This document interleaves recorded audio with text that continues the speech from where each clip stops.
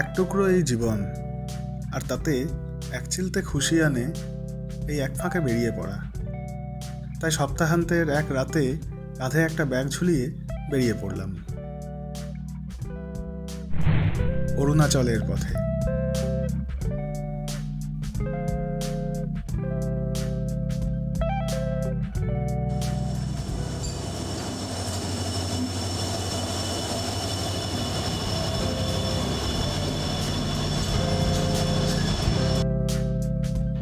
ট্রেনে রাত কাভার করে সকালে বাইরে তাকিয়েই এত সবুজের সমারোহ দেখে মনটা চনমনে হয়ে গেল।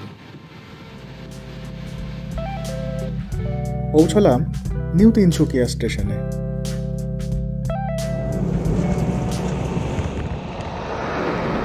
তিনসুকিয়া শহর ছাড়াতেই নিজেকে আবিষ্কার করলাম প্রকৃতির কোলে।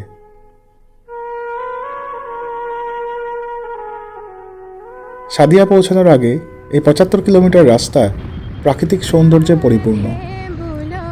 চা বাগিচার সবুজের মাঝখান দিয়ে কালো পিচ রাস্তা।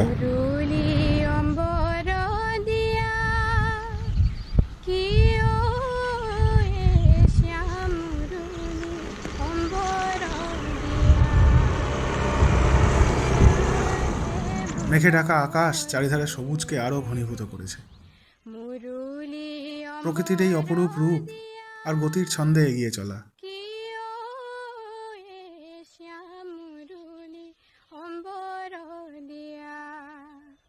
সবুজের এই রাজত্বে মানুষ তার সভ্যতার ধামা ধরে খুব একটা কর্তৃত্ব বিস্তার করতে পারেনি, তাই জনমানব প্রায় চোখে না পড়ার মতোই।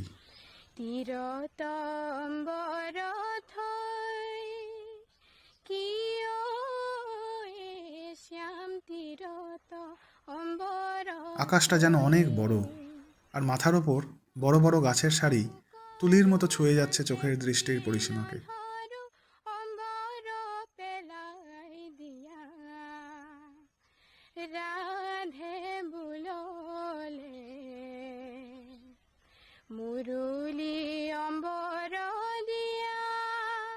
কখনো চোখে পড়ে চা বাগিচার শ্রমজীবীদের ঈষৎ ব্যস্ততা। সাদাসিধে মানুষগুলোর এক টুকরো রোজনামচা ফ্রেমে বেঁধে নিয়ে আবার এগিয়ে চললাম।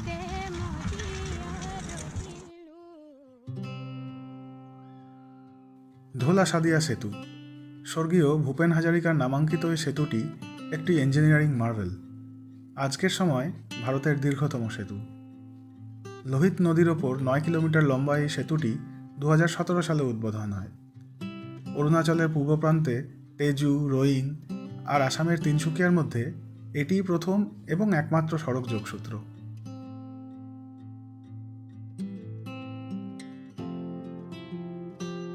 ব্রিজের অ্যাপ্রোচ রোডে উঠে পড়েছি। এই রাস্তাটা এতই মসৃণ আর সুগঠিত, এক এক সময় মনে হচ্ছে রানওয়ের ওপর দিয়ে চলেছি। এক্ষুনি বোধহয় উড়ান নেবে গাড়ি, আর ওই বিশাল আকাশে উঠতে উঠতে মেঘগুলোকে ছুঁয়ে চলে আসবে। অপর প্রান্ত থেকে আসা গাড়ির সংখ্যাও বেশ কম, তাই মনে হচ্ছে এই পুরো রাস্তাটাই যেন আমার একান্ত নিজস্ব। একটা রোমাঞ্চ অনুভব হবে এখান দিয়ে যেতে যেতে। বাঁদিকে একটা হালকা টার্ন, আর সামনের দৃশ্যপট চোখের সামনে ধরা দিল। নিচে বিস্তীর্ণ সবুজ প্রান্তর, যেটা লোহিতের নদী খাত। দূরে নদী, আর তার ওপর দিয়ে ব্রিজের বিস্তার।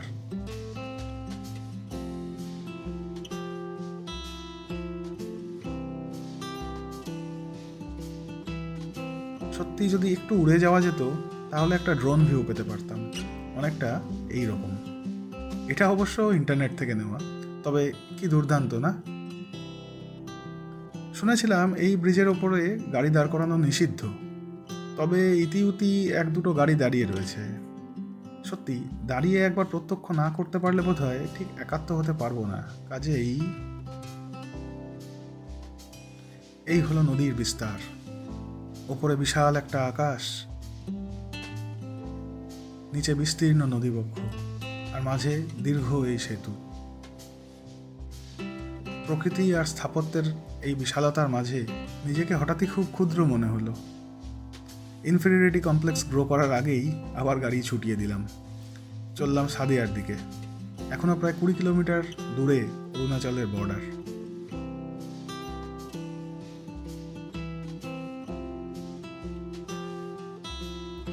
দেখতে দেখতে পার হয়ে এলাম প্রায় 9 কিলোমিটার লোহিত নদীর ওপর দিয়ে।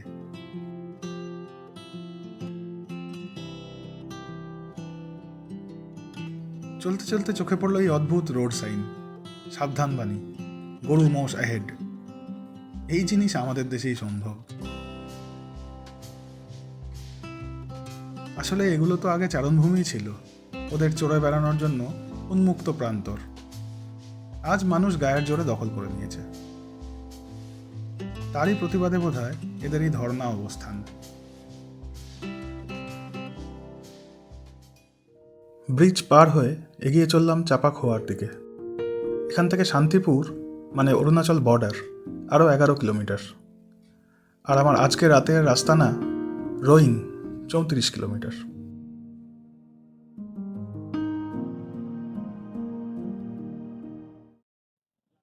অরুণাচলে ঢুকে পড়েছি। মাঝে বর্ডার চেকপোস্টে একটু দাঁড়াতে হয়েছিল ইনার লাইন পারমিট করানোর জন্য। সীমান্তবর্তী জনজাতি অধ্যুষিত রাজ্য এটি, তাই প্রত্যেক বহিরাগতকে সরকার চিহ্নিত করে রাখে এই পারমিট দেওয়ার মাধ্যমে। যাই হোক, অরুণাচলের পরিবেশও অনুরূপ সবুজ, আর বড় বড় গাছপালা যেন দুহাত বাড়িয়ে বলছে স্বাগতম। দেশের অন্যতম দূষণমুক্ত ও জনবিস্ফোরণ মুক্ত এই প্রকৃতির স্বর্গরাজ্য অরুণাচল প্রদেশ। সাধারণত সবাই তাওয়াং বা ইটানগর ছাড়া এই রাজ্যের অন্যান্য জায়গার নাম খুব বেশি শোনেনি। কাজেই অরুণাচলের এই পূর্ব প্রান্ত, যা কিনা লোয়ার ডিবাং ভ্যালি জেলার অন্তর্গত, পর্যটকদের কাছে অনেকটাই অজানা। তবে নির্জনে নিভৃতে প্রকৃতির কোলে কিছুটা অবসর সময় কাটানোর জন্য এই জায়গাগুলো কিন্তু বেশ ভালো। রাস্তাঘাটও বেশ মসৃণ, অন্তত এই হাইওয়েটি। সীমান্তবর্তী রাজ্য হওয়ার দরুন এইসব রাস্তার অবস্থা ও অবস্থান দেশের সুরক্ষার সাথে প্রত্যক্ষভাবে জড়িত। আর সে কারণেই এগুলো বানানো আর দেখাশোনার দায়িত্ব বর্ডার রোডস বা বিআরওর হাতে। এই দুঃসাহসিক সারমেয়। পথে পড়লো এখানকার গ্রাম।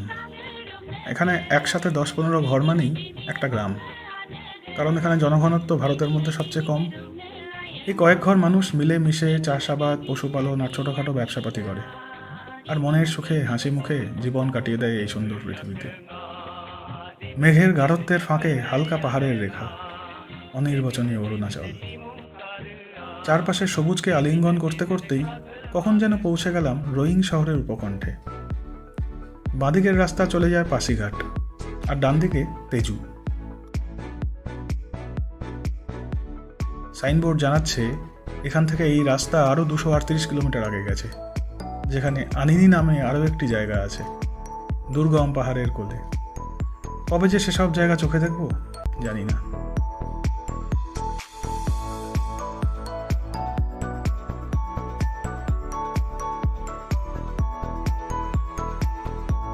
পরিপাটি ছোট্ট ছিমছাম একটা শহর রোইং, লোয়ার ডিবাং ভ্যালি ডিস্ট্রিক্টের সদর। 1020 মানুষের বাস এখানে। দূরে যে পাহাড়ের রেখা, তার নাম মিসমি হিলস। নামের মধ্যেই একটা রোমাঞ্চকর ব্যাপার।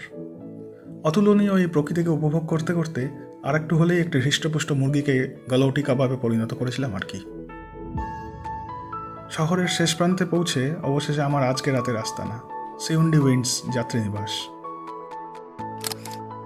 গাড়িতে বসেই পটাপট কয়েকটা ছবি তুলে নিলাম। পাহাড় এখানে আরও কাছে, আর তার হাতছানি আরও জোরালো।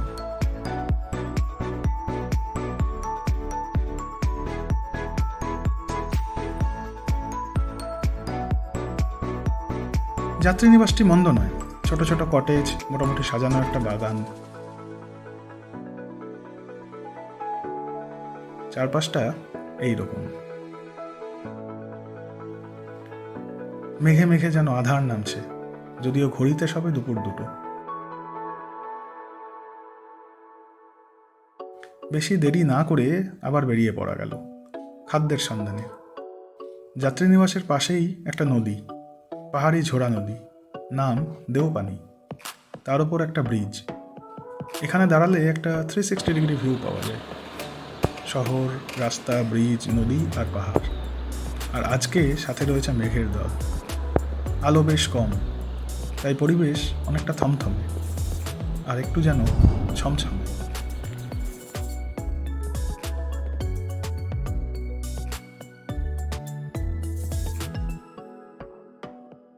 নদী পেরিয়ে পাহাড়ের পাদদেশে এসে পড়লাম। এখান থেকে আঁকা বাঁকা পাহাড়ি পথের শুরু।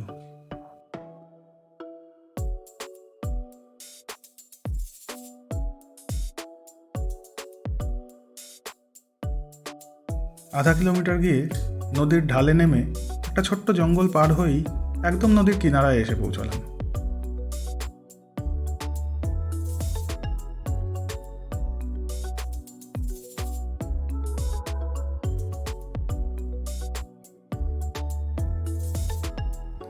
এখানে ভারী সুন্দর একটা রেস্তোরাঁ আছে, নাম নারুকা।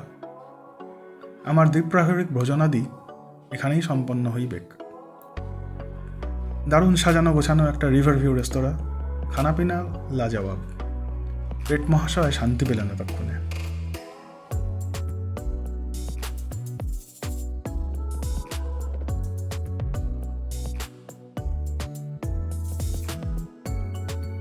চারধারটা একবার একটু ঘুরে নিয়ে পৌঁছে গেলাম আরেকটু উপরে, স্যালি লেক। চারিদিকে সবুজে মোড়া একটা শান্ত ছোট্ট পাহাড়ি দিঘি। মেঘলা আকাশ, গুড়ি গুড়ি বৃষ্টি আর গাঢ় সবুজ রঙের গাছের ছায়ায় লেকের জল বেশ কালচে রঙের। কাজল দিঘি, বেশ মনোরম পরিবেশ। বোটিংয়েরও ব্যবস্থা আছে, যদিও আমি করিনি। বরং এই শান্ত স্নিগ্ধ পরিবেশে একটু শান্তিতে বসাটাকেই শ্রেয় মনে করলাম। বৃষ্টির ভ্রুকুটি উপেক্ষা করে একটা মন কেমন করা অলস বিকেল কাটিয়ে দিলাম লেকের ধারে বসে। সন্ধ্যাবেলা যাত্রী নিবাসে ফিরে দেখি আলোয় আলোয় সেজে উঠে সে এক মাদকতাপূর্ণ পরিবেশ। অবশ্য সেই আলোর জোয়ারে গা ভাসানোর মতো উৎসাহ আর অবশিষ্ট ছিল না। কাজেই নিদ্রা দেবীর আরাধনায় নিজেকে ব্রতী করলাম।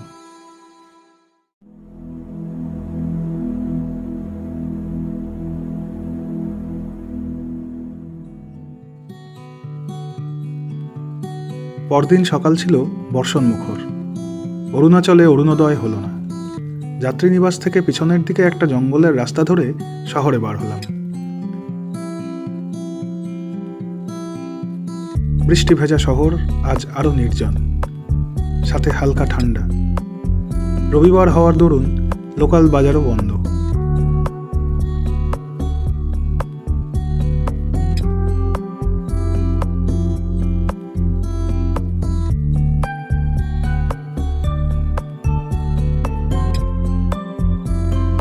দেখতে দেখতে শহরের সীমা পার হয়ে বাঁদিকে টার্ন নিয়ে তেজু যাওয়ার রাস্তা ধরলাম।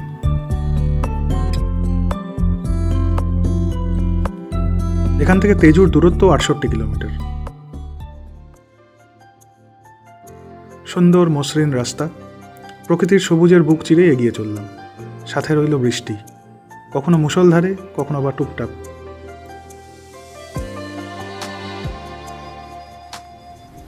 প্রকৃতির এই বর্ষণসিক্ত রূপ এক অনন্য দৃষ্টিসুখ প্রদান করে। গাড়ির উইন্ডস্ক্রিনে বৃষ্টির জলের ধারা বাইরের ল্যান্ডস্কেপের দৃষ্টিপথে একটা বিশেষ টেক্সচার রেখে দেয়।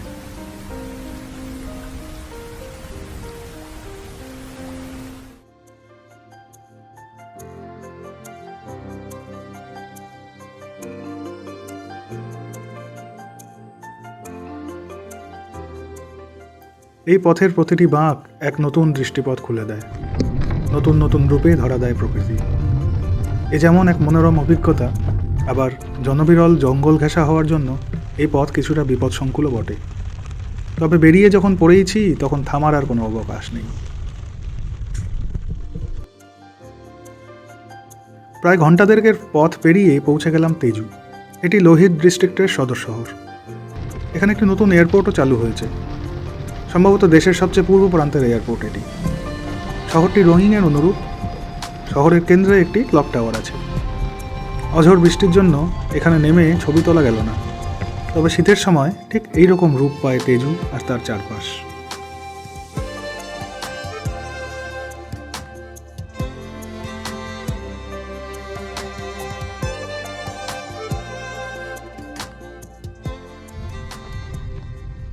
তেজু পেরিয়ে যাওয়ার পর কতগুলো পরিবর্তন এলো। রাস্তা ধীরে ধীরে সংকীর্ণ হয়ে পাহাড়ে উঠতে লাগলো। বৃষ্টির তীব্রতা বাড়ল, আর সাথে যোগ হলো ঝোড়ো হাওয়া। ব্রহ্মকুণ্ড বা পরশুরাম কুণ্ড এখান থেকে 31 কিলোমিটার। পাহাড়ের রূপ এখানে একটু অন্যরকম। খাড়াই পাহাড় যেন দাঁত নখ বার করে আছে।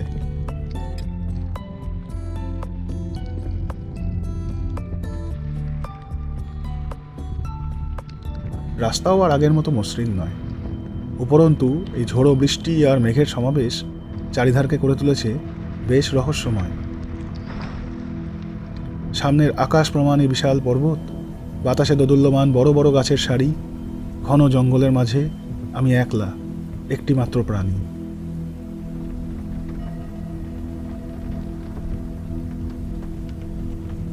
সামনে কোথাও কোথাও ছোটখাটো ধস নামার চিহ্ন। বেশ একটা বুক ধুকপুক অনুভূতি টের পেতে লাগলাম। মাঝপথে একটা তেমাথার মোড়ে উপস্থিত হলাম। এখান থেকে একটা রাস্তা চলে যাচ্ছে ডং ভ্যালির দিকে, ভারতের পূর্বতম প্রান্ত, যেখানে দেশের প্রথম সূর্যোদয় দেখা যায়। আমি অবশ্য চলতে লাগলাম অন্য রাস্তায়। এখান থেকে আরও 15 কিলোমিটার দূরে পরশুরাম কুণ্ড। খাড়া পাহাড় কেটে তৈরি করা এই সংকীর্ণ রাস্তা, সেটাও অতিবৃষ্টিতে ক্ষতিগ্রস্ত। মাঝে মাঝেই ছোটোখাটো ধস নামার চিহ্ন, হয়তো কয়েক ঘন্টা আগেই নেমেছে। আর আবহাওয়ার যা গতি প্রকৃতি, তাতে আবারও যে নামবে না সেই গ্যারান্টি নেই। একবার এই রাস্তায় ফেঁসে গেলে কাছাকাছি 10-20 কিলোমিটার পরিধিতে এই দুর্যোগের মধ্যে কাউকে পাওয়া যাবে না। উদ্ধার হওয়া দুষ্কর হয়ে যাবে। মনের মধ্যে নানা অজানা আশঙ্কা দানা বাঁধতে থাকল। কিন্তু সাথে সাথেই আবার প্রকৃতির এই অপরূপ রূপ চোখের সামনে ধরা দিয়ে সমস্ত শঙ্কা আর সন্দেহ ভুলিয়ে দিতে লাগলো। এই আকাশব্যাপী অতুলনীয় সৌন্দর্য, আর তার সাক্ষী একমাত্র আমি। উদ্দাম উন্মুক্ত প্রকৃতির রূপ আমার সামনে উন্মোচিত। পৃথিবীতে যেন আর কোথাও কেউ নেই। প্রকৃতি তার এত রূপের ডালি, এত লাবণ্য ছড়িয়ে যেন আমারই জন্য অপেক্ষারত। আমি দুচোখ ভরে আহরণ করতে থাকলাম এই ভয়ঙ্কর সুন্দর হিমালয়ের অপার্থিব সৌন্দর্যকে।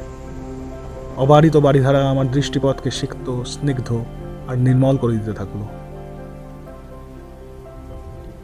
সর্পিল পাহাড়ি বিপদসংকুল পথে মোটামুটি 50 কিলোমিটার পথ পার হয়ে যখন সামনে উপত্যকা বরাবর সোজা রাস্তায় এসে পড়লাম, ধরে প্রাণ ফিরে এলো।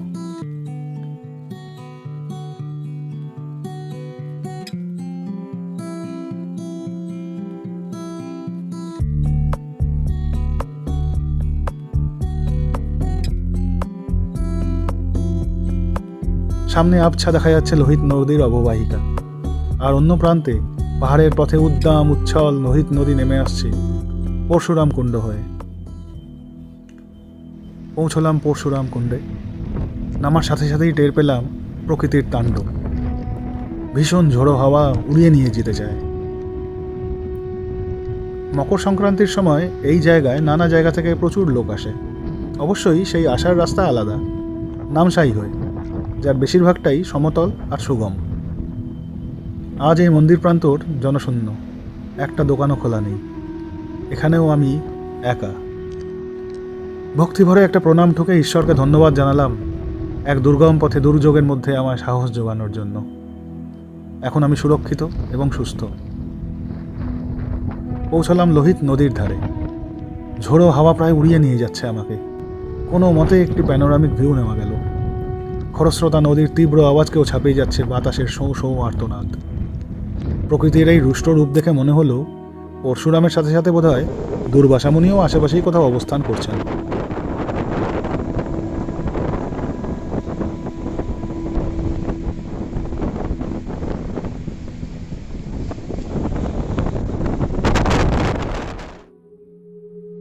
অবশেষে ফেরার পথ ধরলাম। এটিই পরশুরাম কুণ্ডে আসার সাধারণ পথ। ধীরে ধীরে সুবিশাল পর্বতরাজিকে পিছনে ফেলে এগিয়ে চললাম সমতলের দিকে। পাহাড়ের উচ্চতা কমার সাথে সাথে আকাশটাও বড় হতে লাগলো। ঝড় বৃষ্টিও কমে এলো। একটা মৃদু অপরাহ্নিক আলো পরিবেশকে বেশ মায়াময় করে তুলল। মাঝে পার হয়ে এলাম 1-2টি পাহাড়ি ঝরা নদী, যেগুলো অদূরেই লোহিত নদীতে মিশেছে।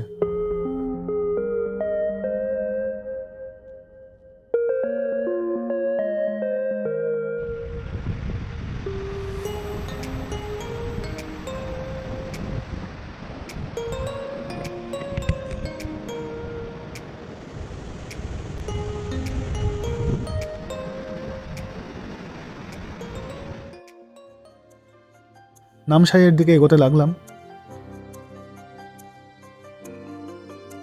এই রাস্তাটা তেজু আর নামসাই শহরকে জুড়েছে, কাজে রাস্তার অবস্থা খুবই ভালো।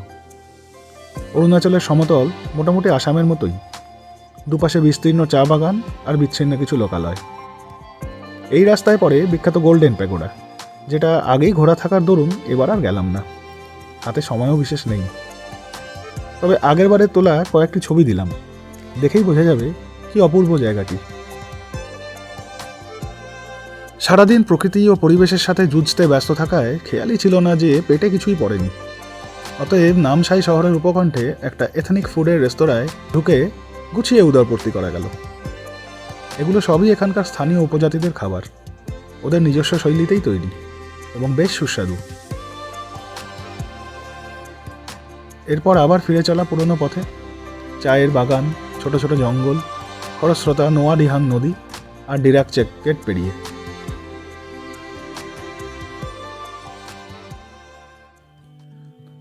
রাতে যখন তিনসুকিয়া স্টেশনে পৌঁছলাম, এক পশলা বৃষ্টির ছোঁয়ায় চারিদার ঝলমলে।